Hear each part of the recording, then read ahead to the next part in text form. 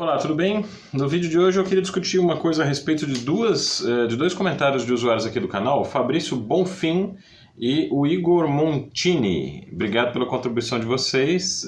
Vocês levantaram aqui questões, como sempre, os usuários desse canal levantam questões que são, na verdade, bem mais complexas do que as perguntas específicas que eles estão fazendo, né? Isso aí é muito legal porque me ajuda a dar essa desempoeirada geral nas coisas que eu estudei e revisar algumas que a gente já tinha como estabelecido. A gente tem que retornar e expandir um pouco essa bolha de conhecimento nossa, né, que acaba sendo como a casa da gente. Se a gente não limpa, ela vai ficando enferrujada, empoeirada e começa a fazer estragos, né? E essas perguntas dos usuários do canal acabam me ajudando muito a movimentar esse circuito, né, de conhecimentos e revisar ideias antigas. As duas perguntas que o Fabrício Bonfim e o Igor Montini lançaram precisam ser respondidas à luz de um conhecimento um pouquinho mais profundo a respeito do desenvolvimento da própria luteria do violão, tá bem? Eu vou conversar um pouquinho com vocês a respeito desse assunto hoje. Canal Conversa de Violonista, Luciano Moraes, pós-doutor em música pela Universidade de São Paulo, e estou aqui trazendo para vocês vídeos. O normal era 3 vezes por semana, mas já avisei no vídeo passado que a partir desse dezembro, janeiro, vão ser 2 vídeos por semana para a gente ter um pouco mais de garantia da qualidade, né? Vou estar fazendo uma viagem fora e vai ser complicado alimentar o canal com a mesma frequência de antes, tá? Então, a partir de dezembro dessa próxima semana, nós vamos ter 2 vídeos semanais, tá bem? E o que os dois aqui perguntaram, né? O Fabrício Bonfim fez uma referência a esses violões que estão aqui atrás, que ilustram todos os vídeos do canal, perguntando se todos eles têm tensor, e falando sobre o tensor como vamos dizer, um elemento da construção que é desejável, que é interessante a gente ter o tensor em todos os tipos de violões de qualidade. E o Igor Montini fez um comentário perguntando o que eu acharia de violões feitos com tampo de Spruce Sitka, certo? Então vamos conversar, porque aparentemente as duas perguntas não têm nada a ver uma com a outra, tá? Mas na verdade elas têm. Tá? Elas têm muito a ver uma com a outra. E a resposta vai vir a partir de uma observação sobre o desenvolvimento dos instrumentos musicais. No caso do nosso, o violão. Tá? Eu queria acrescentar para vocês, ou reunir nesse vídeo aqui, uma informação que às vezes as pessoas têm assim dispersa, mas não pensa canalizado, né? A gente às vezes sabe das coisas assim por alto, mas a gente não consegue canalizar as informações para produzir uma visão consistente a respeito de um elemento musical, artístico, estético ou de construção de instrumentos. E essas informações são vindas das biografias de 2 luthiers muito importantes para o desenvolvimento do violão no mundo inteiro. Um é o Antônio Jurado Torres e o outro é o Christian Friedrich Martin. É claro que quem é usuário aqui do canal, quem tem assistido os vídeos, sabe que eu trabalho dentro dessa esfera, né, do violão Torres. Inclusive tem alguns vídeos comentando a construção desse tipo de instrumento aqui no canal. Vocês podem procurar aí, tá nos títulos, né, nas descrições.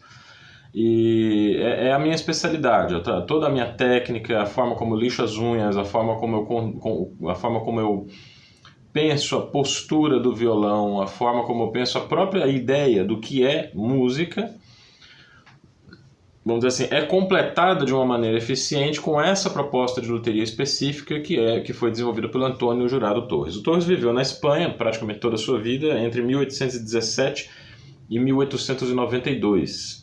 E foi ele o responsável pelo instrumento ter saído das dimensões desse violão aqui, que vocês estão vendo aqui, esse pequenininho ali, à direita aqui, à minha direita, não sei para vocês aí como está aparecendo, mas esse instrumento ele é até maior em relação às dimensões do violão desenvolvido no século XIX.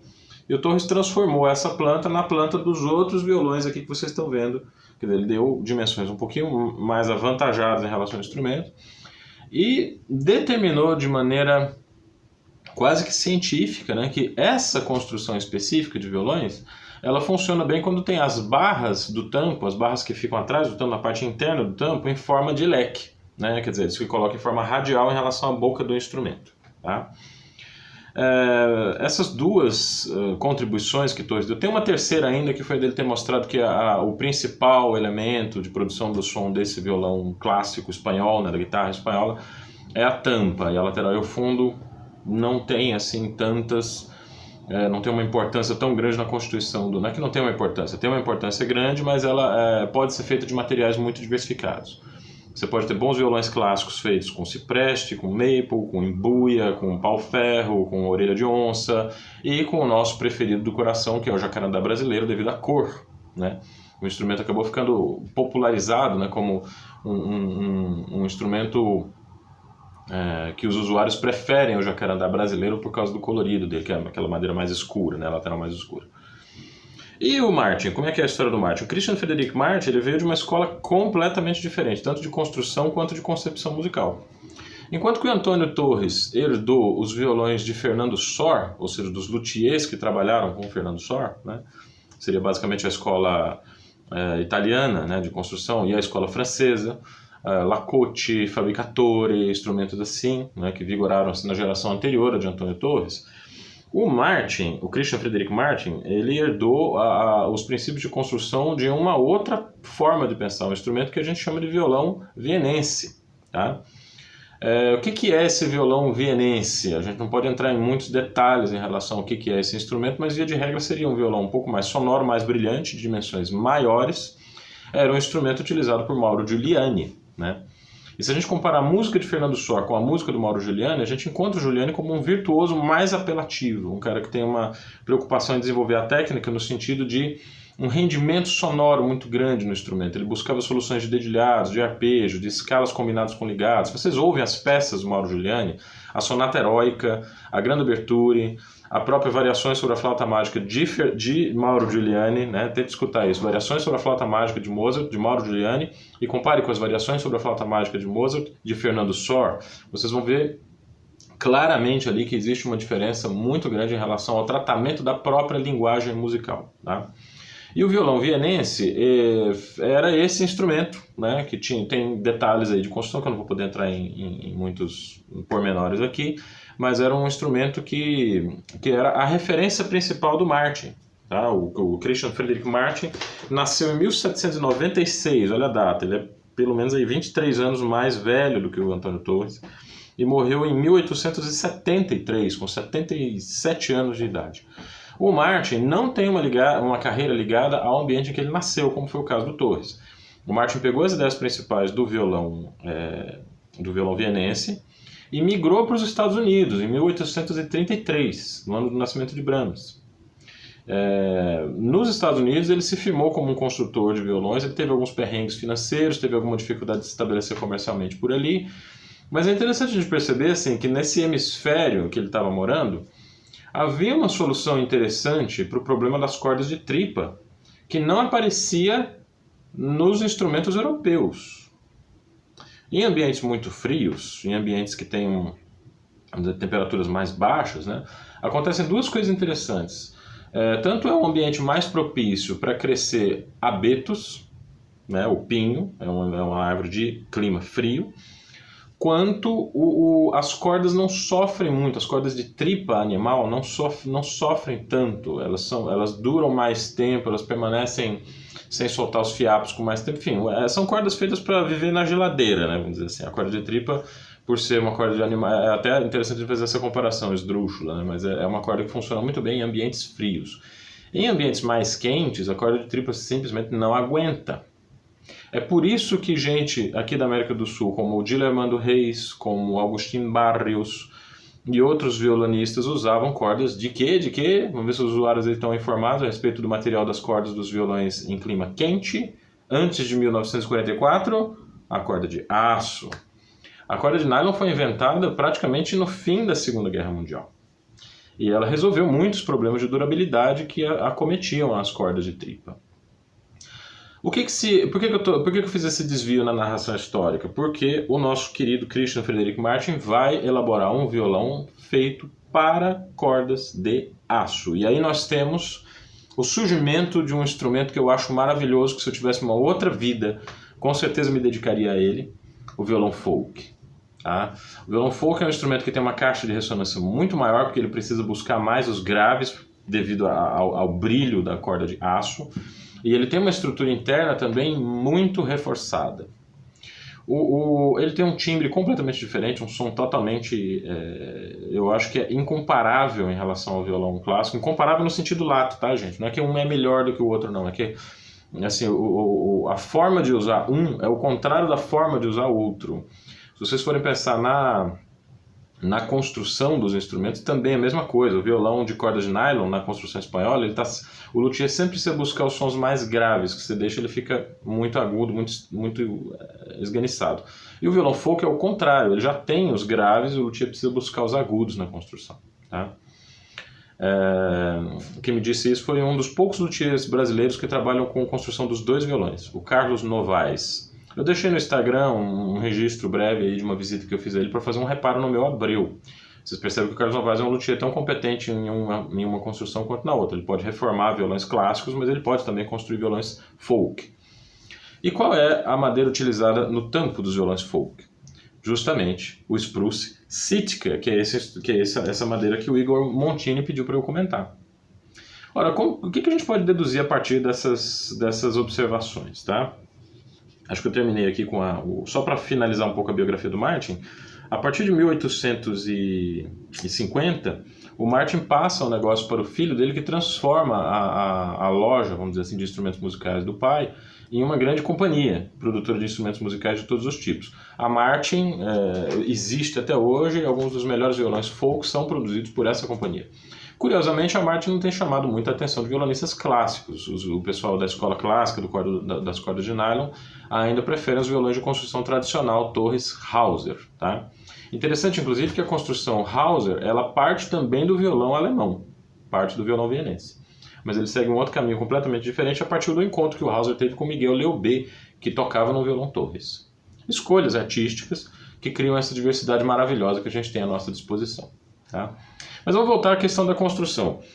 O Spruce Sitka é um tipo de abeto muito diferente do abeto tradicional, desse cedro abeto desse violão de abeto alemão que a gente usa para fazer violões clássicos. É uma madeira mais resistente. Por isso que é adequada ao violão folk, porque se você faz uma caixa de ressonância muito grande, com Sitka, e uma estrutura não muito treliçada dentro da tampa, você consegue uma boa sustentação para as cordas, que as 6 cordas de aço são muito mais tensas do que 6 cordas de tripa. E também muito mais tensa que a corda de nylon, que é só um pouquinho mais tensa que a corda de tripa. Então o violão folk ele realmente tem que ser construído, ele é muito mais parrudo, ele tem uma estrutura interna muito mais pesada, ele tem uma resistência na tampa muito maior, e daí é que vem a pergunta do Fabrício Bonfim a respeito do tensor. Quer dizer, o que é o tensor? Vocês imaginem um braço do violão, eu estou segurando o violão aqui, imagina eu giro o violão aqui e vejo o braço nessa direção. O tensor é uma barra de metal que eu coloco dentro do braço do instrumento, usando uma estrutura em espiral. É um parafuso, é um grande parafuso que tem mais ou menos o tamanho do braço. Para que serve esse tensor? Para quando o braço empenar sob a ação das cordas, imagina o violão aqui, né? O braço empena, eu posso girar esse tensor no ângulo que está corretamente colocado para forçar a pressão desse braço novamente para a posição mais correta, né? Em que o braço não está empenado. Percebam que o violão folk é um instrumento já construído com a perspectiva de que ele vai empenar. É muito fácil empenar um violão folk. Um violão Torres Hauser, um violão de construção tradicional, não empena com toda essa facilidade. Empena quando é mal construído. Empena quando o luthier tem alguns problemas ali no seu processo que ele não consegue estabelecer uma boa relação entre a espessura do braço do violão e a densidade da madeira. Se ele não sabe avaliar bem a densidade da madeira, ele pode fazer um braço muito fino e esse braço cede à pressão das cordas. Então é uma coisa com a qual os violonistas clássicos não contam. O tensor é um elemento de metal que é colocado dentro de uma estrutura em madeira que tem consequências na sonoridade. Uma das grandes descobertas, estou falando aqui dos dois luthiers, né, o Martin e o Torres, uma das grandes descobertas do Antônio Torres foi que o violão precisa ter muito pouca massa para que ele soe muito. Quanto mais leve for o instrumento, quanto mais fina for a madeira do tampo, quanto menos material tiver no violão, mais esse instrumento tem chance de ter uma variedade de timbres, uma potência sonora, uma sustentação, né? A sustentação, no caso dos violões de construção espanhola, ela depende da vamos dizer, da espessura da madeira. Quanto mais fina, mais sustentação ela vai ter. Dito de maneira simplificada, tá? Porque tem milhões de elementos que entram em jogo e a interação entre esses vários elementos é o que faz um instrumento ideal. Mas um dos fatores, com certeza, é a leveza do instrumento, tá certo? Uma barra de metal colocada dentro do braço de um instrumento assim, vocês imaginam o problema que cria, tá? Muitas tentativas foram feitas, existem violões clássicos com o tensor acoplado no braço do violão, mas eu realmente prefiro os violões que tenham sido construídos por luthiers experientes, que sabem como fazer um violão que não vai empenar, tá? Agora, o caso do violão do folk é completamente diferente. A tensão das cordas de aço é muito grande e o braço empenar não é uma incompetência do luthier. Muitas vezes pode ser realmente uma coisa da vida mesmo do instrumento, das mudanças de temperatura, de umidade, de clima, se a pessoa viaja muito. Então o tensor passa a ser uma medida de segurança importante para os violões folk, certo? Da mesma maneira como o tampo de Sitka é um tipo de madeira bastante adequada, eu imagino, para construir violões com uma tensão tão extraordinariamente grande como o violão folk, mas no caso do violão Torres, corda de nylon, no violão planta Torres, né, corda de nylon, aí eu acho, não sei, eu imagino que seria mais problemático. Eu acho que seria difícil encontrar vamos dizer, uma equação, né, bem equilibrada entre a espessura, a densidade, não sei se funcionaria. Os luthiers costumam fazer muitas experimentações, tá? Mas é preciso que se diga com muito cuidado que os luthiers de violão clássico são bastante conservadores, apesar de serem também experimentalistas. Parte desse conservadorismo se deve justamente à influência nossa, dos violonistas. Os violonistas são muito conservadores em relação às soluções dos seus instrumentos. Um violão maravilhoso, por exemplo, que soe muito bem, que seja fabricado em embuia, tende a ser desvalorizado exatamente por causa da cor da lateral. Os violonistas querem que a lateral seja pretinha, né, tal. Eu acho bonito também, mas é preciso que a gente reconheça que a lateral e o fundo do violão não é aquilo que define a qualidade de um instrumento. E a gente precisa ter a cabeça aberta para reconhecer a sonoridade de um instrumento bem construído, como, por exemplo, embuia. Estou falando da embuia, mas poderia falar de outras madeiras também. Essa é a razão pela qual é muito difícil a gente encontrar violões que fazem experiências assim muito malucas na tampa.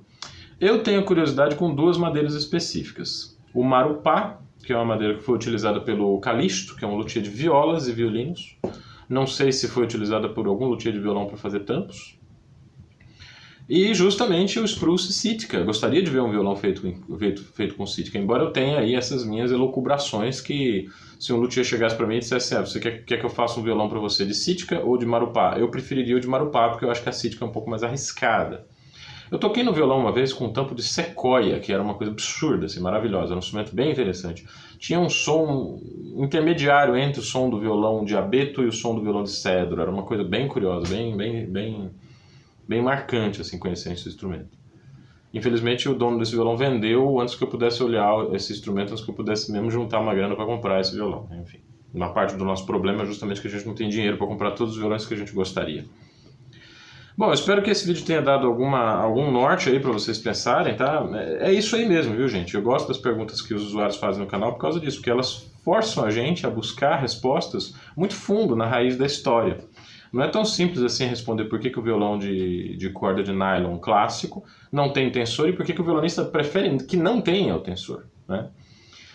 Mas a gente não foge desse tensor como se fosse assim, uma barata, né? A gente realmente a gente compreende a necessidade do uso do tensor para os violões folk, mas aí nós estamos falando de um instrumento que tem uma história diferente, uma tradição diferente, foi desenvolvido por um luthier que tinha outros parâmetros musicais e desenvolveu o seu trabalho em outro lugar, e influenciou também artistas de um outro tipo, que pensam a música de uma outra forma, tá? Eu acho interessante poder voltar a essas ideias de tempos em tempos. Fabrício Bonfim, Igor Martini, foi legal? Foi bom para vocês? Vocês gostaram do vídeo? Acharam que esclarece um pouco essa questão que vocês colocaram? Se sim, se não, põe aí nos comentários e divulguem o canal para o pessoal que vocês acham que vai tirar algum proveito desse trabalho que eu estou fazendo, tá bem? Muito obrigado para vocês. Um abraço grande e até o próximo vídeo.